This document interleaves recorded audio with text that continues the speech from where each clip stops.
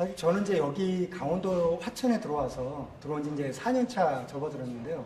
그전에는 이제 원목 가구만을 만들었었죠. 근데 이제 화천에 와가지고 물고기라는 그 새로운 그 주제를 얻었어요. 그래서 화천에 와서 이제 물고기라는 작업을 많이 하게 됐는데, 가구도 물론 만들지만 물고기를 하는 특별한 이유는 어떤 그 소외되고 버려진 것에 대한 작가의 그 생각이 많이 들어가 있어요. 그래서 물론 새 거고 좋은 나무를 가지고 뭔가를 만들 수도 있지만, 버려주고 소외받은 나무들에 오히려 더 생각을 담고 이야기를 담아서 그들에게, 그 물고기들에게도 이름까지 부여해서 정말 의미 있는 그런 물고기들을 좀 재탄생시키고 있는 작업을 하고 있습니다. 화천에 와서는 이제 물고기라는 주제화가 하나 더 늘어난 거죠. 이 사람 같은 경우는 이제 생태 그림을 그리다가 마네킹이라는 그 소재를 가지고 작업을 하게 됐죠. 원래는 이제 주 작업이 아빠의 가구 작업이었는데, 제가 아까 그 가구에서 나오는 그런 내용들을 이제 화천에 와서 물고기 작업이랑 같이 병행을 하면서 그런 상처에 대한 부분들을 물고기한테도 또 그 의미 부여를 한 거죠. 사실 제가 이제 희귀난치병이라는 병을 앓고 있거든요. 그래서 이제 강원도로 들어오게 된 계기가 된 건데, 쉽게 얘기하면 제 몸에 이제 상처가 생긴 거죠. 아픈 상처가 있기 때문에 그걸 치유하는 과정에서 작품에 그 이야기들이 담겨지게 된 거예요. 어느 날부터 이걸 상처라고 표현하자 이게 아니라, 아이들하고 가족하고 바닷가 여행을 갔는데 아이들하고 가족들은 예쁜 조개 껍데기만 줍는 거예요. 반짝거리는. 근데 저한테, 목수인 저한테는 그곳에 떠밀려 나무까지의 이제 시선이 갔고, 아, 그 나무들이 어디서 왔을까? 과연 저 나무들은 왜 그 자연재해를 입어가지고 떠밀려서 또 떠밀려가지고 파도가 다시 또 밀어낸, 그래서 모래사장에 푹 처박혀 있는 어느 누구도 거들떠 보지 않는 그 소외받은 나무까지의 이야기를 담기 시작한 거죠.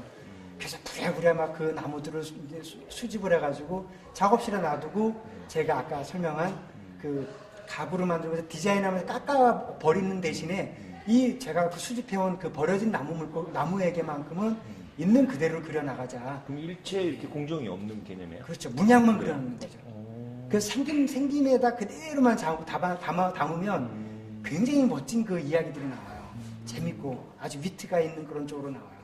그래서 제목들도 아주 위트 있고 재미있는 그런 이름들이 들어가고, 또 긍정적인 이름을 넣는 이유가 그 다 소외받은 거기 때문에 이름 없는 나무가 아닌 그 자체로도 예전 그 역사를 거슬러 올라가 봤을 때는 다 이름들이 있었을 거겠죠. 그 이름들을 부여하고 또 긍정적인 이름을 넣어줌으로 인해 가지고, 너는 버려진 것이 아닌 정말 다시 이제 나랑 또 태어나고 새로운 이름을 갖는 하나의 무언가로 다시 태어난 거죠. 그런 의미에서의 작업. 그 승자가 바로 이제 가슴자를 써서 제 작업을 눈으로만 즐기는 작업이 아니라 만지고 쓰다듬을 때마다 뭔가 가슴에 어떤 찡한 그런 느낌을 사용자가 좀 느꼈으면 하는 그런 바람으로, 아까 얘기한 나무의 어떤 그 옹이라든가 상처를 오히려 더 보듬어주고 만져지게끔 유도를 한 작업이죠. 약간 인위적인 의도가 있어요. 그러나 실제로 사람이 나무를 만질수록 나무는 좋은 기운을 주게 돼 있어요. 그러니까 사람이 살아가면서, 저희들이 강원도로 들어오긴 했지만, 이 공기 좋은 곳에 들어오긴 했지만, 산을 바라보고 나무를 바라보면 그 산과 나무는 그 사람을 다시 바라보는 거거든요. 마찬가지로 내가 가구를 쓸 때 사용자가 가구를 만져주면 그 가구는 다시 사람을 보고 더 서로 간의 애정을 느끼는 거죠. 그렇기 때문에 가슴으로 느끼는 것, 바로 그 승자입니다. 제가 설명할 게 아니라 아내가 설명해 드릴 건데, 마네킹도 폐마네킹이에요. 아, 저기 있는 거야? 그러니까 버려진 마네킹에다가 옷을 입히고, 그러니까 계절별로 이렇게 옷을 때때 옷을 입었지만 아내를 만나고 나가지고 버려진 마네킹을 수급을 해서 오히려 더 어렵게 수급을 한 거죠. 돈 주고 사면 되는 것이 아닌 어렵게 수급을 해서 거기에다가 이제 갈아입지도 않아도 되는 옷을 그려놓고 또 이야기를 담는 거죠. 특히나 그래서 요즘에는 그 마네킹에다가 그 무궁화꽃을 그리고 있어요. 주제가 이제 무궁화꽃이 피었습니다인데, 로비에도 아마 소년이 이렇게 딱 서 있는데 무궁화꽃이 피었습니다거든요, 제목이. 그러니까 재활용하는 것 자체가 애국이다라는 뜻에서 무궁화를 그리고 있습니다. 시각적으로 제가 뭔가를 이제 풀어나가는 예술가다 보니까 항상 생김에 대한 그 궁금증을 항상 가지고 있어요. 이 모양이 어떤 모양일까? 막 또 생긴 걸 보면 무엇이지? 이거 뭘 닮았네라는 그런 항상 그 퀘션 마크가 항상 이렇게 머릿속에 있었던 거죠. 근데 이제 아까 얘기한 바닷가에서 그야말로 물에서 떠다니다가 버려진 거기 때문에 역시 이 나무는 물고기였을 것이다라고 생각을 하기 시작한 거죠. 그래서 물고기로 다시 이제 재탄생시키면서 인과관계가 연결이 되네요. 그렇죠. 모든 게 약간 연관성이 다 이렇게 주어지면서 저의 가슴에 이제 그 희귀난치병을 앓은 그 상처의 이야기와 다 포함해서 이제 집약적으로 넣는 거죠. 그 다음에 이제 물고기가 의미가 굉장히 좋아요. 작업을 하다 보니까 밤낮으로 눈을 뜨고 있기 때문에 그 지켜주다의 의미가 있고요. 또 다산을 상징하고 또는 이제 그 물고기 생긴 모양이 그 약간의 그 성기를 닮아가지고 부부금수를 좋게 한다는 그런 또 뜻도 가지고 있죠. 저는 생태 그림 작가거든요.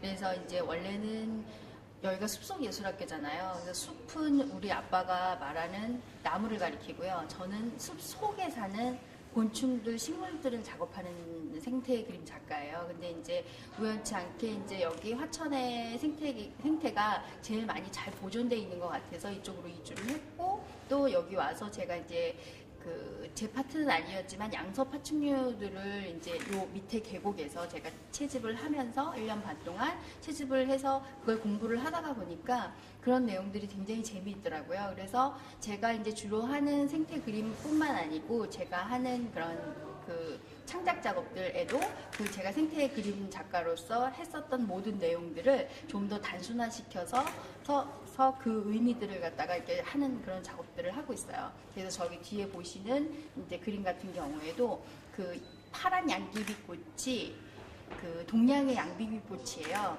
그래서 빨간 양귀비는 이제 서양 양귀비고, 근데 그런 파란 양귀비가 신뢰와 믿음을 상징해요. 그래서 이제 그런 작업들을 저희 아빠가 이제 작업하는 그런 내용과 같이 부합을 해서 저런 창작 작업을 또 진행을 하고 있어요. 홍천에 홍천에서는 7년을 살았어요. 7년을 살았는데 같이 일러스트레이터로 또 생태 그림 다큐 프로그램을 하려고 같이 들어왔었던 거예요. 그러다가 이제 아빠가 1년도 채 안 돼가지고 저를 배신하고 목공으로 전향을 한 거죠. 동네 목공소 일 도와주다가 저는 TV 이제 프로그램에서 제가 언뜻 뵌 것 같은데 어떤 프로였죠? 인강극장. 인강극장 인강극장 맞죠? 그죠? 나오고. 아이들도 내가 좀 아이가 둘인가? 네. 그죠? 뵌 것 같아요. 그때는 얼굴에 살도 좀 더 있으셨던 것 같아요. 맞아요. 지금 이거 리모델링 하면서 너무 시달렸어요. 신경이 너무 많이 쓰였어요, 사실. 살이 많이 빠졌어요. 근데 이제 여기가 때마침 상냥보가 의미가 68년도에 상냥을 한 거거든요. 그러니까 저랑 나이가 똑같아요. 그래서 이곳은 정말 나랑 같이 필연적으로 만난, 나랑 같이 다시 태어나는 학교다라는 그런 감정으로 이제 하나하나 꼼꼼하게 챙기다 보니까 피곤해도 이제 그런 거 못 느끼고 몸이 아파도 열심히 그냥 적극적으로 리모델링에 임했었던 거죠. 제가 88년도에 여기 화천에서 군 생활을 했었어요. 그 군 생활에 이제 추억 여행을 왔다가 이 사람이 저보다는 추억 여행 또 군 생활하는데 또 가 뭐 이런 마음이지만 이 사람은 이 환경에 완전히 매료가 돼가지고 아내를 따라서 아내의 뜻에 따라가지고 화천에 이주까지 결심을 한 거죠. 그래서 여러 가지 우여곡절 끝에 여기까지 왔고 또 저랑 같이 다시 태어난 이 학교를 어둠으로 인해 가지고 이 공간을 이제 임대받으면서 더 이곳을 더 정말 역사에 오래 남는 그런 곳으로 만들고 싶은 게 저의 꿈이자 희망입니다. 지금 4년 차입니다.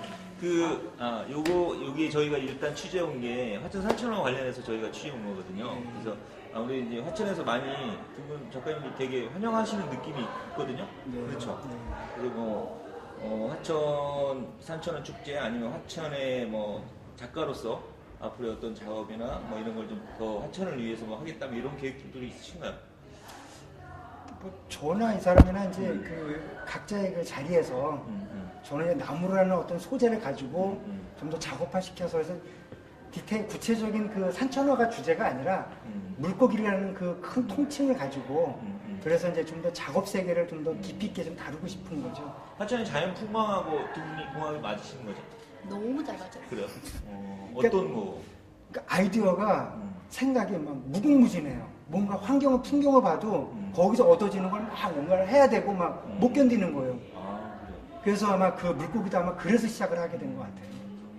물고기 하겠다라는 그런 의도가 아닌 자연스럽게 할 수밖에 없는 그런 환경이 조성이 됐고 저 역시도 빠져들었고 또 이 공간이 이제 화천군 거기 때문에 저희들이 임대를 받아서 좋은 공간으로 쓰고 있기 때문에 우리가 할 수 있는 최선의 가장 작업 세계를 이제 물고기라는 걸 표현을 해서 더 멋있는 화천을 만들고 싶은 게 꿈이죠.